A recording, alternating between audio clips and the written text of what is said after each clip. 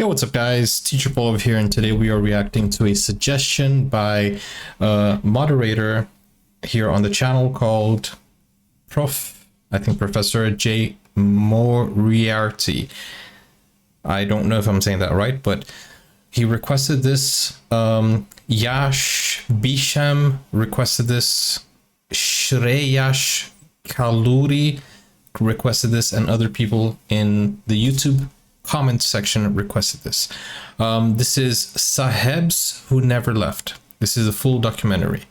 The video info is that Saheb is a term meant to be endearing, later used to denote people as authoritative persons or in positions of power.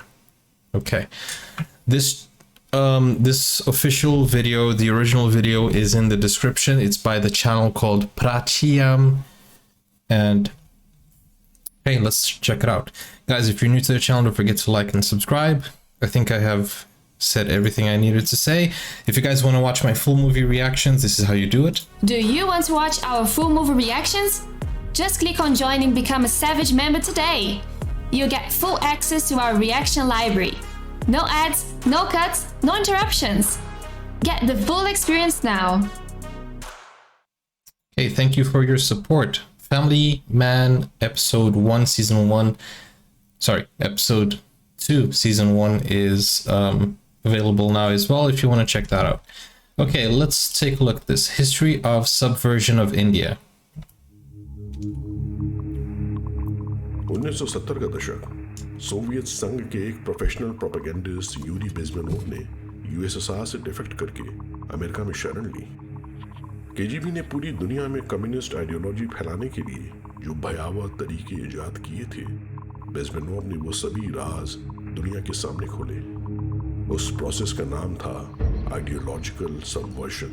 Okay, Ideological Subversion दुनिया के सामने भले ही 1970 में आई, पर उन techniques का इस्तेमाल विश्व के कई साम्राज्य हजारों सालों से करते आए हैं। ब्रिटिश साम्राज्य भी उनमें से एक था। इस्लामी लुटेरों से कहीं ज्यादा शातिर ब्रिटेन्स ने 200 साल तक भारतीयों को ही अपना एजेंट बनाकर 200 years. My goodness. लुटेरों के इरादे तो समझ आते हैं, पर ये भारतीय कौन थे जिन्होंने अंग्रेजों का साथ दिया? उन लोगों ने ऐसा क्यों किया? सोने की चिड़िया कहलाने वाले भारत में इतने ज्ञान और वैभव के रहते हम अचानक इतने कमजोर कैसे पड़ गए? हम दूसरों से नहीं बल्कि अपनों से हारे। जो इतिहास हम सबको बताया गया है, ये वो कहानी नहीं है। Okay. ये कहानी है भारत के सच्चे। This is the story of India's true history. Ideological subversion की। Okay, wait, we're entering some grounds that okay, this is like a secret true history. So you guys don't learn that in school. So you guys need to tell me how true this is and how accurate it is. But this was a recommendation by a good source and some people in the comments as well. So I think this has good information. But I like the production. This is very good production value by Prachiam. आखिरकार क्या ये सच था? 200 साल की वो काली रात आखिरकार खत्म हो गई थी। I love the narration as well. बड़े बड़े जहाजों में भरकर इंग्लैंड के लिए। हमारे चेहरे तो देखने लायक थे। कल वो सुबह होगी जिसके लिए लाखों लड़े। बस कुछ दिन और फिर सारे राष्ट्रवादी लोगों को बुलावा आएगा दिल्ली का। सब मिलकर भारत की एक नई कहानी लिखेंगे। अपना देश अब आजाद है, अब क्या फिक्र। Okay. पर वो बुलावा कभी नहीं आया। It never came. दरवाजों के पीछे न जाने किन किन समझौतों पर साइन किए गए। फिर अचानक से शोर हुआ कि 10 हफ्तों में देश हिंदू मुसलमानों में बांट दिया जाएगा। Okay, so this is the border, the partition border, right? जिस सिंधु सरस्वती की गोद में हमारा जन्म हुआ था, कुछ ईसाइयों ने हमसे वो छीन ली। हिंदू मुसलमान एक दूसरे को काट रहे थे। लाशें गिनने वाला कोई नहीं था। Wow. मगर अपने नेता क्या कर रहे थे? इन सब ने गोरों को ये करने क्यों दिया? Goodness. Let me just say something about the production value. This is building tension. It's informative, but it's also building tension. इन सब से बहुत दूर वॉइस रॉय आवाज पर उस शाम शैंपेन खुली। माउंटबेटन ने इंडिया के नाम टोस्ट किया। नेहरू जी ने हंसते हुए जाम उठाया और कहा, to king George the sixth. हमें लग रहा था कि 1947 में गोरे साहब चले जाएंगे। Sahebs. गलत थे। कुछ साहब ऐसे भी थे जो कभी गए ही नहीं। Oh, this was just the introduction. Okay, so I understand from the initial information given by the moderator that Saheb is a word for an authority, especially I think a white authority. So these are Sahebs who never left. Wow. Okay, so basically all the British went back, but some of their representatives still stayed back. I guess that's what he's saying here in this video. बात है आज से 1000 साल पहले की। Bharat Islamic लुटेरों से जूझ रहा था। सिंध के इस पार भी अब इस्लामिक तानाशाही थी। पैसे जनता से लूटे जाते थे, पर बड़ी जोर जबरदस्ती करनी पड़ती थी। लुटेरे तो मुट्ठी भर ही आए थे, पर करोड़ों जाहिलों को कौन संभाले? आखिर कितने सर काटे जा सकते थे? Oh wow. शेर शाह जैसे अफगानों ने यहीं के लोगों को लेकर शिकदारों की फौज बनाई। हर शिकदार के नीचे सैकड़ों सैनिक। अकबर के समय में ऐसे सैनिक लगभग 44 lakh soldiers. इनका काम होता था गरीबों की आत्मा में सरकार का डर बनाए रखने का। इन्हीं फौजों में होते थे दरोगा साहिब, जिनके पैरों की आहट से ही भूखी नंगी जनता कांपने लगती थी। अब साहिब शब्द को आप देखें तो साहब किन को कहते थे? ये जो मोहम्मद बिन अब्दुल्ला था, जिसे पैगंबर बोला जाता है इस्लाम का, उसके साथ जो लोग थे जिन्होंने उसे जीवित अवस्था में देखा। Bro, this is कि वो इतने महान थे कि उन्होंने उस व्यक्ति को देखा, इसलिए वो साहब थे या सहाबा थे। ये जो शब्दावली थी वो आज भी आप देखें, it's a really well made documentary. दरख्वास्त लेके जाओ। अब जनता के सामने 3 रास्ते, या तो धर्म बदलकर समझौता कर लो, या जिम्मी बनो, या फिर सर कटवाओ। Oh wow. Okay. ज्यादातर लोग जिम्मी बनकर रहते थे। So basically it was driven by fear. Those who did not want to follow, they would serve as an example. They would be beheaded and everybody would fear and, comply with what they're saying. गलती चाहे जो करे, सजाएं सामूहिक रूप से दी जाती थी। साहब सुनते ही जिम्मी वाली फीलिंग आती है कि हम आज भी जिम्मी हैं। साहब ने बुलाया तो झुक के जाना है, उनके आगे सलाम करना है। जिम्मी बनकर रहो तो बेइज्जती सही, पर कम से कम जीने को तो मिलेगा। थोड़ा दबकर जी लेंगे, जिजिया दे देंगे, पर जान तो बच जाएगी। So you're basically a slave, right? That's what they're saying. सैकड़ों साल जिम्मा उठाते उठाते साहबों का डर Oh my goodness. हमारे अंदर घर कर गया। हमारी सभ्यता का आत्मविश्वास टूटता गया, जबकि बाकी दुनिया तेजी से आगे निकल गई। राम राज्य जैसे विचार अब जनमानस में बस एक बहुत पुरानी स्मृति भर थे। अब तो बस यही रहता था कि कौन सा लुटेरा जा रहा है और कौन आ रहा है। Okay, so this is where the freedom fighters were very important to remind them of who they were. Correct me if I'm wrong. East India company ने 1757 में आसानी से बंगाल जीत लिया। अरबों खरबों की संपदा वाले राज्य अनगिनत थे। असली चुनौती थी अपने से कई 100 गुना बड़ी आबादी को काबू में रखना। पर ये जनता अलग थी, डरी हुई थी, और इस्लामी काल के मुलाजिम भी नौकरी खोज रहे थे। The highest art of warfare is not to fight at all, Okay. but to subvert anything of value in the country of your enemy. Bharat का सामाजिक तंत्र, शिक्षा, धर्म, आदर्श भले ही हमारी सभ्यता की विशेषता थे, पर हर समाज की तरह सैकड़ों सालों की गरीबी और भुखमरी के बाद कुछ समस्याएं भी पैदा हो गई थी। इन दरारों को भांपकर ब्रिटेन की आंखें चमक उठी। The Soviets used the phrase ideological subversion. What do they mean by it? Ideological subversion is the process to change the perception of reality to such an extent that despite of the abundance of information, no one is able to come to sensible conclusions. It's a great brainwashing process which goes very slow, and it's divided in 4 basic stages. The first one being demoralization. So basically, today's version of is kind of like fake news, right? Basically. In case of religion, destroy it, ridicule it, replace it with various sects, cults, and taken away from the supreme purpose of religion, to keep people in touch with the supreme being.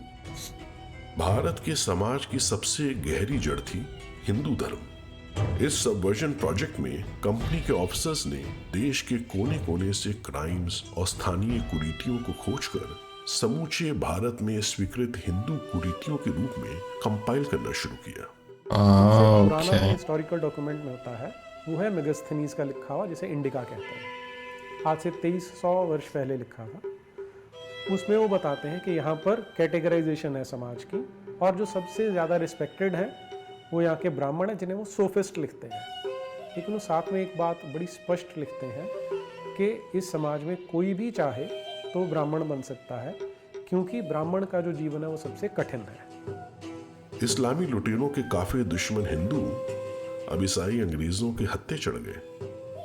सैकड़ों किताबें लिखी गई जिन्हें Indology experts आज atrocity literature बुलाते हैं। सती, देवदासी, ठग और ब्राह्मणिकल पैट्रियार्की जैसे मुद्दे इसी प्रोजेक्ट की उपज थे। इस्लाम और क्रिश्चियनिटी में इब्राहिमिक फेस में स्त्री की क्या दशा है वो मुझे बताने की आवश्यकता नहीं है आपको। हम तो एक स्त्री प्रधान समाज थे। ब्राह्मणिकल पैट्रियार्की एक घिनौना शब्द है। ब्राह्मणों का योगदान इस देश की अस्मिता है, इस देश की जो प्रज्ञा है, इस देश में जो वैदिक संस्कृति का जो स्पंदन है, उससे कभी उऋण हो सकता है हिंदू समाज? Brahmins are like the brain of Hinduism. उस ब्रेन को ही मलाइन कर दिया वामपंथियों मलेच्छों ने, और आप होने दिया हमने उसको। थोड़ा रुक के जरा देखो तो सही भाई, उपनिषदों का ज्ञान, गीता का ज्ञान, पुराण हमारे, महाभारत, रामायण, ये ज्ञान कैसे बचा? ब्राह्मणों ने बचाया श्रुति के द्वारा। औरंगजेब के लिए कहते हैं एक एक मण जनेऊ रोज उतरवाता था। किसके उतरवाता था? ब्राह्मणों के उतरवाता था। अगर ब्राह्मण इस देश में धर्मांतरण कर लेते तो हिंदू धर्म बचता? राजपूत लड़ पाते? किसके लिए लड़ते राजपूत? लैटिन और अंग्रेजी बोलने वालों ने गूढ़ हिंदू ग्रंथों को सही ट्रांसलेट किया। Okay, so there is a big problem when there's a miscommunication, especially in translations. I've worked with translations before, of course, not of religious texts, but it's very easy for a text to be misconstrued or to be misunderstood because of the words they use, and this happens a lot. So some people take advantage of this, and then they kind of like lean on that excuse of, oh, it's just a language misinterpretation, whereas it wasn't. Like, they rather made it seem, because reading comprehension is something that is very powerful. You can easily change a few words and give it a new meaning. Company के इन साहबों ने भारतीय सभ्यता को एक खिलौने की तरह ऊपर नीचे से घुमा घुमा कर देखा, समझने का नाटक किया और मास प्रिंटिंग की टेक्नोलॉजी से खूब भ्रांतियां फैलाई। Oh my goodness. Distract people attention from the real religious organizations with fake organizations. Wow. And it always starts with Ram Mohan Roy as the founding father of this neo-Hinduism. Ram Mohan Roy was an employee of the East India in Calcutta. in Calcutta.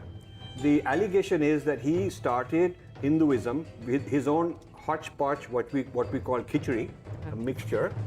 He started this thing, what today we would say is a muddled up sameness idea. The British had been talking all these things, but now for the first time is a very powerful, eminent, highly regarded, gentleman from India, an elite selling out. And he converted to the Unitarian Church. I mean, this is the typical sucking up to these guys, I'm so grateful, come and help us, we are not civilized, you please help us out and all that. Prototype brown side.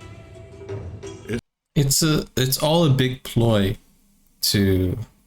Wow, okay. Subversion में company को राजा राम मोहन रॉय जैसे कई उत्साही बुरे साहब मिले, जिन्हें आज की तरह ही मान्यता और सम्मान का लालच देकर अंग्रेजों ने इस्तेमाल किया। हाल ये था कि 1833 में राजा राम मोहन रॉय के निधन के बाद उन्हें ईसाई पद्धति से इंग्लैंड में दफनाया गया। For Bristol. There obviously in every society there are people who are against this society. The moment all these movements will be directed in one direction, right? This is the time to catch that movement and to continue it until the movement forces the whole society into collapse, into crisis. अगला निशाना बनी भारत की हजारों सालों से चली आ रही जाति और वर्ण व्यवस्था। जब अंग्रेज भारत में आए तो 500 में से 400 से ज्यादा रियासतें शूद्र राजाओं की थी, पर सबवर्जन करने के लिए दरारों को और गहरा करना जरूरी था। गोरों ने वर्ण और जाति को कास्ट में बदल दिया, जबकि कास्ट एक स्पेनिश पोर्चुगीज कॉन्सेप्ट था, कास्ता, जिसका भारत से कोई लेना देना ही नहीं था। उन्होंने रवांडा में भी कास्ट सिस्टम क्रिएट कर दिया। अब वहाँ तो कोई ब्राह्मण नहीं थे। जब आप अंग्रेज़ों द्वारा स्थापित 1871 से बाद के सेंसस देखना शुरू करते हैं तो हर सेंसस कमिश्नर को ये एक्सप्लिसिट ऑर्डर्स थे कि तुमने इनको कास्ट में लिखना है, कास्ट को कैटेगराइज करके लिखना है। और जो लिख रहा है वो अपने आप रिपोर्ट्स भेजता था कि यहाँ के लोग इस कास्ट को नहीं मानते हैं, लेकिन ऊपर बैठा ब्यूरोक्रेट बोलता था कि लिखना, इसलिए यहाँ पर वर्ण को, जाति को, कुल परंपरा को, सबको कास्ट वर्ड में ढाल दिया गया। और आज हम उसी के गुलाम होके ऐसा मान लेते हैं कि हम सदा से ही कास्टिस्ट सोसाइटी रहे हैं। Oh goodness. Okay, so this information actually reminds me, like in my country, Brazil, we were also colonized by the Portuguese, and they did horrific things to the country. And one of the things that we've noticed is that the surnames in Brazil, they would give a surname to a specific person that didn't have like a social or like a social status. So for example, Santos, Silva, all of these were given like to people who were considered, the average Joe. Romans की डिविडे eight इम्पेरा की policy को अंग्रेज अच्छी तरह निभा रहे थे। And I think this is something that happens in India also. By the surname, they would consider what caste you're from. I don't know a lot about the Indian caste system, and I don't know if it's still in play today. You guys can inform me in the comments, but I think at some point in this channel, some people were telling me, okay, we know that he is from a specific caste because of his surname. And you can also know if a person is Muslim by their names. So the name it comes into play, right? ब्राह्मणों और क्षत्रियों को अत्याचारी आर्यन आक्रमणकारी बताकर उन्हीं के sir उस समय की दिक्कतों का दोष मढ़ दिया गया, जबकि इसकी असली वजह कंपनी की लूट और इस्लामिक काल की कुरीतियां थी। समाज के भेदों को और गहरा बनाते हुए मुसलमानों से गोहत्या फिर से जोर शोर से शुरू करवाई गई। 1871 के क्रिमिनल ट्राइब्स एक्ट से कई जातियां जन्मजात अपराधी घोषित हो गई। Born criminals, wow.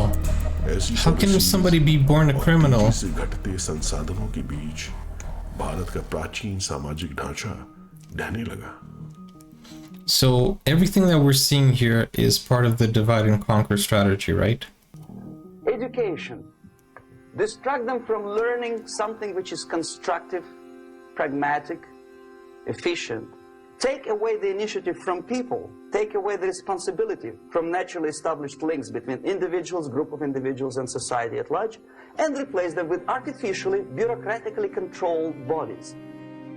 Bro, this reminded me a lot of TikTok. I saw somebody talking about that. China developed TikTok, right? But in China, the algorithm is different.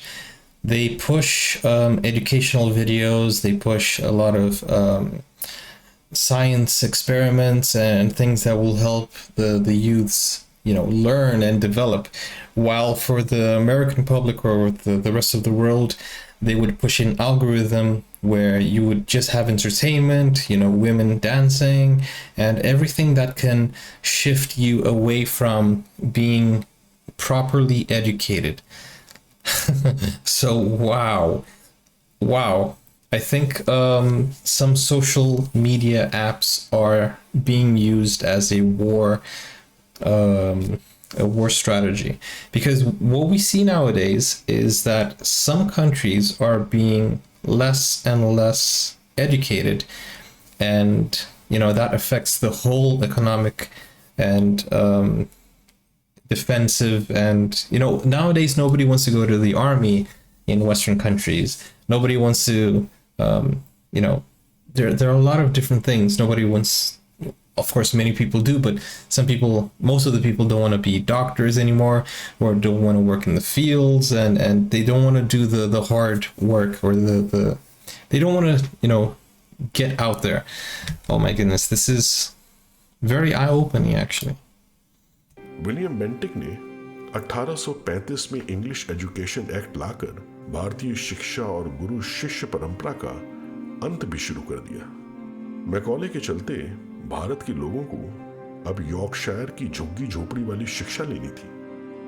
मैदान में युद्ध के बजाय किसी को क्लासरूम में हताश कर देना कहीं अच्छा था। लूट से उजड़ चुका समाज परंपरागत पाठशालाओं को दान कहां से देता? एक एक करके पाठशालाएं और गुरुकुल बंद होने लगे। शिक्षा के बिना आबादी अब केवल अनपढ़ मजदूरों और किसानों का समूह बनकर रह गई। हमें व्हाइट मैन्स बर्डन बुलाया जाता था। White man's burden. अंग्रेज मिशनरी गरीब बच्चों को घर से ले जाते और उन्हें कॉन्वेंट्स में रखकर अंग्रेजी तौर तरीके सिखाते। जब ऐसी पढ़ाई करके वो बच्चे कॉन्वेंटों से निकलते तो उन्हें अपने ही माँ बाप, अपना समाज अजनबी लगता, और चालाक मिशनरी अपने सगे। Oh my goodness. की जगह अब फादर ने ले ली थी। जिस देश को पूरे यूरोप ने लूटा, उसके बच्चे को विश्वास दिलाया गया कि उनकी संस्कृति पिछड़ी है और लुटेरे क्रिश्चियंस के तौर तरीके वैज्ञानिक। इस तरह धर्म, जाति, समाज और शिक्षा हर स्तर पर भारत की भोली भाली जनता का एक्टिव demoralization हुआ। Oh my goodness. Okay, so basically you remove the education and then you come back and give your own education, you teach your own language, and then you say, here, we're doing a good deed, we're offering you free education.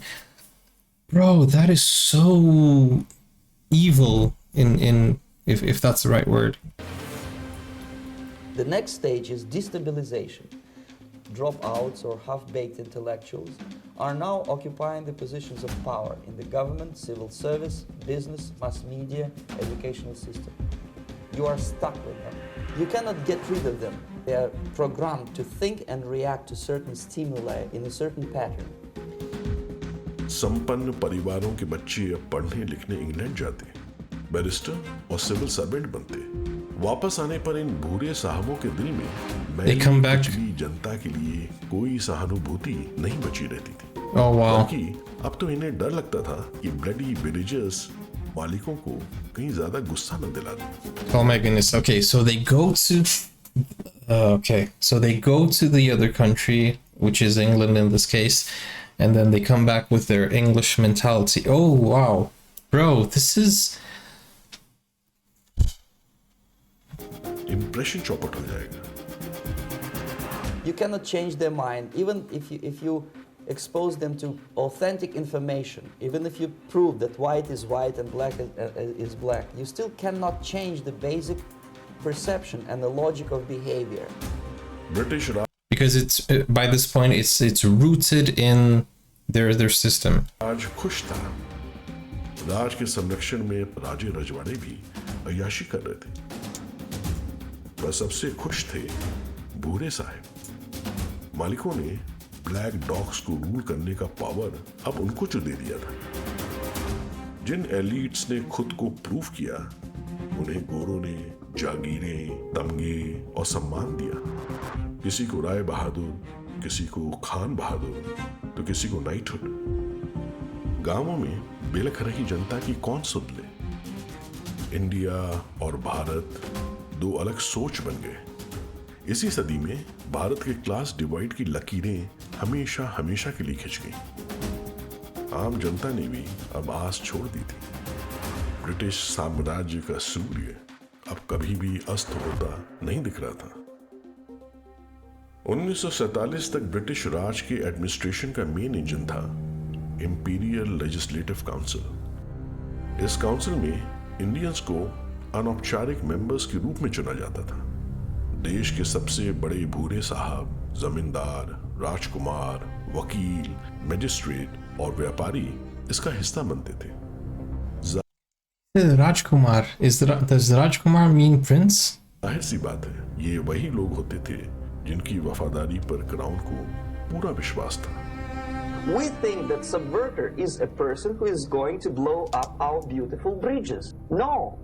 Subverter is a student who comes for exchange, a diplomat, an actor, an artist. You have your own person who has studied the oppressor, and because he's an insider to the culture, he perfects it to the extent, to levels that no foreigner can. So basically, he convinces his own people of the thoughts because he isn't a foreigner. He is, their blood. Wow, okay. चालाक Britain's He's kind of like the messenger. समझते थे कि भारत में उनका शासन हमेशा के लिए नहीं रहेगा। ब्यूरोक्रेसी की बढ़ती निरंकुशता देखकर एम्पायर को बचाने के लिए एलन ऑक्टेवियन ह्यूम ने 1885 में कांग्रेस का गठन किया। इरादा था कि हल्के फुल्के रिफॉर्म्स करके 1857 जैसी परिस्थितियां दोबारा बनने से रोका जा सके। इस सेफ्टी नेट के पहले मेंबर्स कौन बने? वही इंपीरियल काउंसिल जैसे भूरे साहब। ह्यूम का डर गलत नहीं था। अंग्रेजों के सबवर्जन से आहत भारत भूमि से अब नई आवाजें उठ रही थी। छत्रपति शिवाजी महाराज का हिंदवी स्वराज्य 1876 में स्वामी दयानंद सरस्वती की कलम से स्वराज का नारा बनकर निकला। स्वराज भारत भारतीयों के लिए। You need another 20 or 15 years to educate a new generation of patriotically minded and common sense people who would be acting in favor and in the interests of society.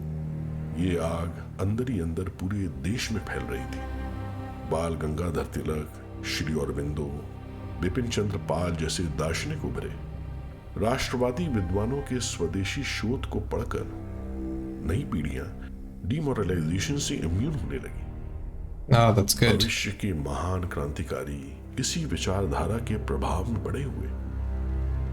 समय की करवट को भांपते हुए इंपीरियल काउंसिल के gentleman अब कांग्रेस में attendance बढ़ाने में लगे।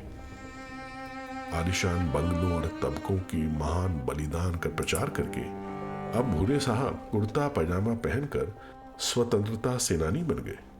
On that stage, students are being sent back, or if they were already in the country, which is the object of subversion, they spring to action.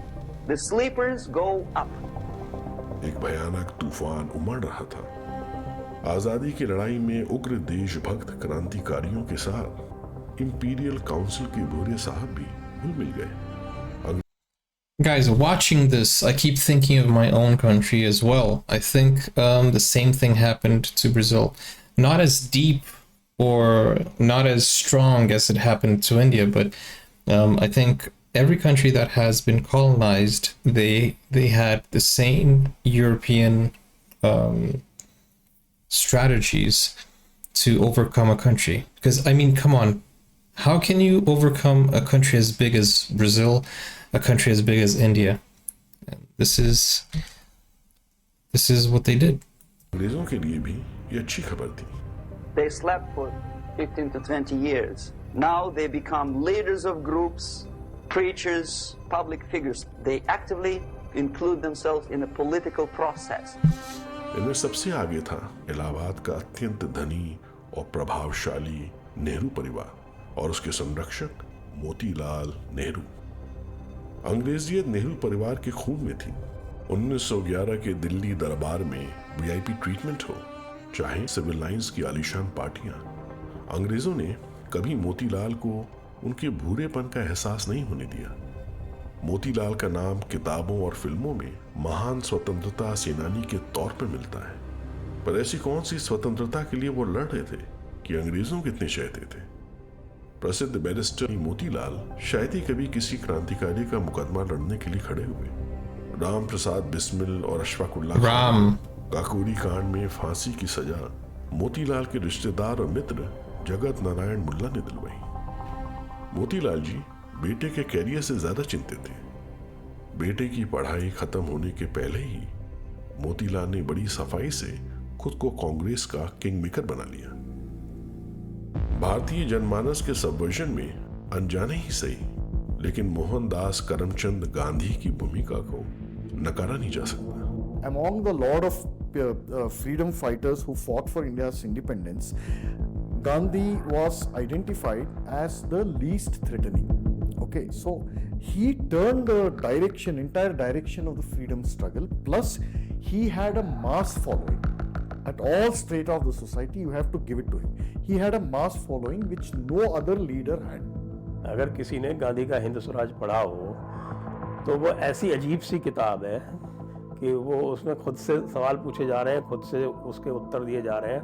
उसमें उनकी अहिंसा की एक बड़ी अजीब सी अवधारणा है जिसमें ये कहा जाता है कि चोर को मत मारो. क्यों? क्योंकि मान लो तुम्हारा पिता ही तुम्हारे घर में चोरी करने आ जाए तो क्या उसको मारोगे? अब आप इस लॉजिक की कल्पना मैं तो नहीं कर सकता. इस तरह का लॉजिक जो है वो गांधी जी ही दे सकते थे. 1928 में मोतीलाल ने गांधी से सोर्स लगवाकर बेटे जवाहरलाल नेहरू को कांग्रेस अध्यक्ष बनवा दिया. यही I feel like this is kind of a controversial statement. I don't know about Mahatma Gandhi. I don't know the history of Gandhi. I just know that international media praise him.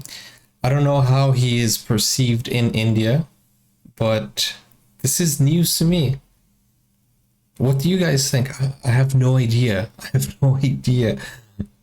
Goodness, I feel like this is a little bit controversial, but I don't know. Is this the truth also? I am so divided. Everything I've heard is, I need to question a lot of things. But it's nice listening and gathering information. Of course, I'm not going to learn about Indian history just by watching one single video or many videos here. I need to talk to people. This is a lot of information for me to take in. But I'm going to read your comments as well. So guys, keep me informed. I don't want to be taught in the wrong way. And I don't want to comment on that either. यहीं से कांग्रेस में परिवारवाद की परंपरा का शुभारंभ भी हो गया. Gandhi ji described Jawaharlal Nehru as pure as crystal, truthful beyond suspicion, and said, "The nation is safe in his hands." Nehru एक सच्चे भूरे साहब थे. भारत की जमीनी सच्चाई से मीलों दूर वो फेबियन सोशलिज्म वाले क्रांतिकारी थे. इलाहाबाद और इंग्लैंड में अंग्रेजों के बीच पले बड़े नेहरू गलत समय पर गलत जगह आकर खड़े थे. पापा की पार्टी के अध्यक्ष बनकर वे भारत को पूर्ण स्वराज दिलाने वाले नायक बनने के सपने देख रहे थे. पर शतरंज के प्यादे तो कोई और ही सजा रहा था। Churchill. एम्पायर के क्राउन का सबसे बड़ा हीरा भारत था। भारत में जब स्वतंत्रता एक निश्चित सच्चाई बनकर उभर रही थी, उसी दौरान अंग्रेजों ने इंपीरियल काउंसिल के एक और बूढ़े साहब को लंदन में कल्टीवेट किया, Mohammad Ali Jinnah. Winston Churchill specifically cultivated Jinnah. I think the India House or one of those institutions in England, they recently released all this correspondence with Jinnah and Churchill, meeting minutes and the correspondence that they had. Jinnah was cultivated specifically by Winston Churchill and some of the British leaders. Wow. 15 years ago, he did his dirty job and nobody cared. Now he makes it a political issue. He demands recognition, respect, human rights, and he rallies a large group of people. And there are violent clashes between him and police, his group and ordinary people. That is destabilization. Now the root of the Dravidism has been set. The root of the Khalistan has been set. There's a period when the Islamists are thrown more toward the radical Islamic ideas. We see in the 1920s how the people, the Muslims of the southern belt, that is the Muplahs, they were really mobilized to fight for a caliphate, which even the Turkish people didn't want. Then comes the era of the communists in the 1940s when they spoke about the splitting of the various factions wherever there is a Muslim majority. So there were a lot of things which were happening, a lot of movements, a lot of separatist idea which were really brewing more and more in India. जिन्ना और उसके साथियों ने 1945 आते आते भारत की सांप्रदायिक हालात काफी बिगाड़ दिए थे। पूरा देश जल रहा था और कांग्रेस के सभी आंदोलन असफल हो चुके थे। बूढ़े साहबों ने सही समय पर पाला बदला और नेताजी की प्रसिद्धि की लहर पर चढ़ गए। ब्रिटिश राज ने हमला करते हुए आजाद हिंद फौज के ऑफिसर्स पर देशद्रोह के ट्रायल्स शुरू किए। आजाद हिंद फौज के जवानों के लिए पूरा देश एकजुट हो गया। सिविल वॉर की आग नेताजी की प्रसिद्धि के आगे फीकी पड़ गई और उल्टा राज ही निशाने पर आ गया। खतरा महसूस करते हुए राज ने जिन्ना को आगे बढ़ाया। अब समय था सबवर्जन के अंतिम चरण का, crisis. Destabilization process usually leads directly to the process of crisis. It may take only up to 6 weeks to bring a country to the verge of crisis. Gandhi ने 1928 की अपनी गलती फिर से दोहराई, जो इस बार पूरे भारत को महंगी पड़ने वाली थी। करोड़ों लोगों के बलिदान से आजादी की लड़ाइयां अब अंतिम चरण। जो भी अब कांग्रेस का अध्यक्ष बनता, आजाद भारत के प्रधानमंत्री का पद भी उसे ही मिलता। और सबके प्रिय नेता थे Sardar Patel. There were 15 Congress state parties. Out of 15, 12 elected Patel. Not even one gave any vote to Nehru. जनता चाहे बोस को चुने या पटेल को, आगे वो हमेशा नेहरू को ही खड़ा पाती थी। भूरे साहब को the last Englishman to rule India जो बनना था। The population at large is looking for a savior. Population is sick and tired already. A savior comes and says, I will lead you. Who is half-baked intellectual, sometimes graduated from Harvard University or Berkeley. Direct Action Day. Bro, everything he is saying happened, right? So this is a very well thought strategy. 3 steps. Who came up with this strategy? It must have been some very... Oh my goodness, I don't know what adjectives to use right now, but it must have been a psychologist who studied all of human behavior. Man, this is so disturbing, I guess. जिन्ना ने डंके की चोट पर हिंदुओं का नरसंहार किया। पूरा देश सिविल वॉर में धधक उठा। आईबी के डायरेक्टर का लंदन को एक secret note, the game so far has been well played. Netaji के समर्थन में सशस्त्र सेनाओं का विद्रोह भारत में रह रहे सभी अंग्रेजों के लिए जान का खतरा बन गया। क्लेमेंट एटली ने भारत छोड़ने की तारीख तय कर दी, जून 1948। अमेरिका ने कम्युनिज्म और साम्राज्यवाद को खत्म करने की अपनी नई फॉरेन पॉलिसी की घोषणा की। खरबों के उधार में दबे ब्रिटेन के पास बिग डैडी अमेरिका की बात मानने के अलावा और कोई चारा नहीं था। यूएस और ब्रिटेन का एक नया पॉलिटिकल इंटरेस्ट जन्मा, भारत का पार्टीशन। आनंद फानन में डिकी माउंटबेटन को इंडिया का वॉइसरॉय बनाया गया। उसे एक फाइल मिली जिस पर लिखा था operation mad house. Nehru Mountbatten से शिमला में मिले। डिकी ने नेहरू को ट्रांसफर ऑफ पावर का पहला प्लान दिखाया, प्रोजेक्ट बाल्कन। भारत के निर्दयी पार्टीशन का प्लान देखकर नेहरू साहब बिल्कुल घबरा गए, पर मशोबरा की वादियों में उनकी खास दोस्त एडवीना ने उनको संभाला और अंत में राजी करवा दिया। He comes back to his country and he thinks that he knows the answer to all the social economical problems. Mountbatten ने अचानक घोषित किया कि ट्रांसफर ऑफ पावर जून 1948 की बजाय 15 अगस्त 1947 को ही हो जाएगा। बस 10 हफ्तों में सब भौचक्के थे। उसी दिन शाम को भारत का विभाजन रेडियो पर अनाउंस हुआ। मुसलमान और हिंदुओं में दंगे शुरू हो गए। Oh my goodness. स्वतंत्रता संग्राम का सबवर्जन साहेबों को माध्यम बनाकर अब पूरा हो गया था। So we have two alternatives here.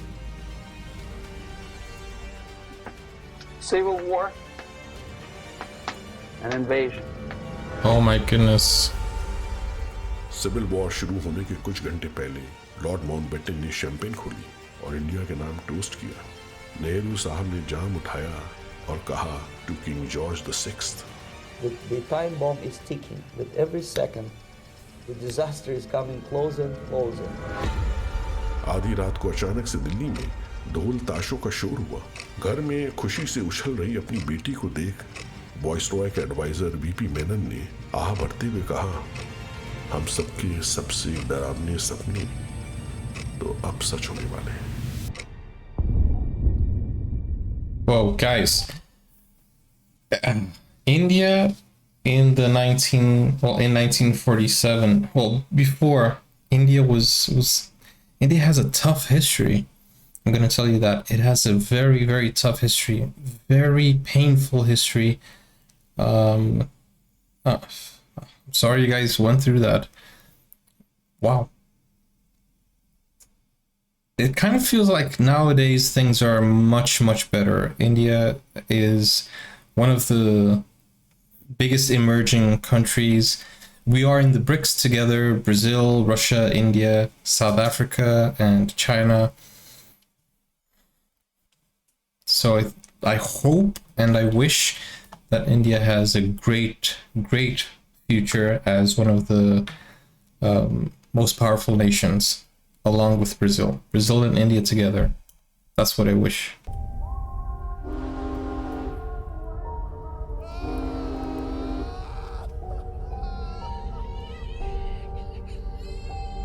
Wow. One of the bloodiest civil wars.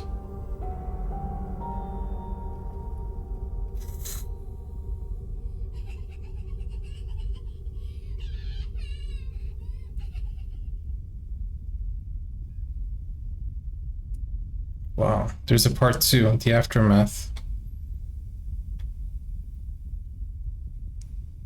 Guys, go check out Prachiam channel. The video is in the description, the channel is in the description. I am shocked by that. Literally, I have no words to express what I have just seen.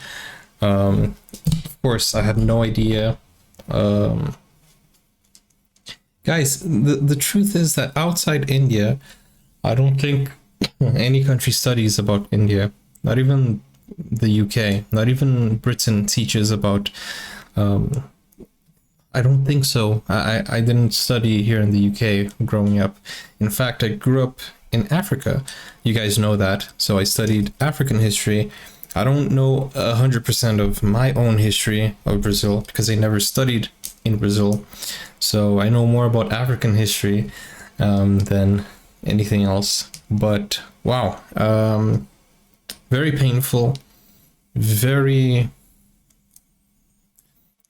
it's a very deep documentary. Let me know what you guys thought of it in the comments down below. And if you guys want me to react to anything else, just, you know, send it on Discord. And, well, I'll see you guys on the next video. That's all I have to say. Take care. If you want me to react to part 2, let me know. I don't think it's out yet, but yeah, I will see you very, very soon. If there is any inaccuracies, let me know in the comments as well. Take care. Bye-bye.